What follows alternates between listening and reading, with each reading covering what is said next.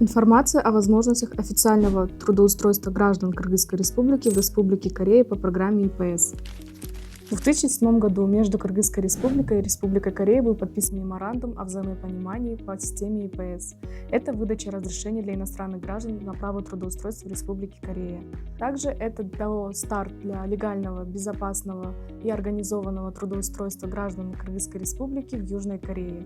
Кто может участвовать по данной программе? Участниками программы могут быть граждане Кыргызской Республики в возрасте от 18 до 39 лет, не имеющие судимости, не депортированные из Республики Корея, не пребывающие в Республике Корея по типам виз Е9 и Е10 свыше 5 лет, не страдающие дальтонизмом.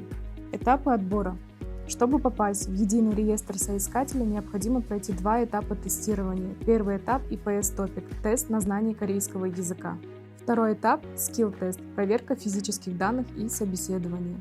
Как происходит трудоустройство? Отбор кандидатов из реестра производит работодатель из Республики Корея. После выбора кандидата контракт отправляется к кыргызской стороне для организации отъезда. Почему это важно? Программа ИПС – это возможность для граждан Кыргызской Республики работать в Республике Корея легально. Следите за объявлениями о наборе на официальном сайте Центра трудоустройства граждан за рубежом migrant.kg и в соцсетях.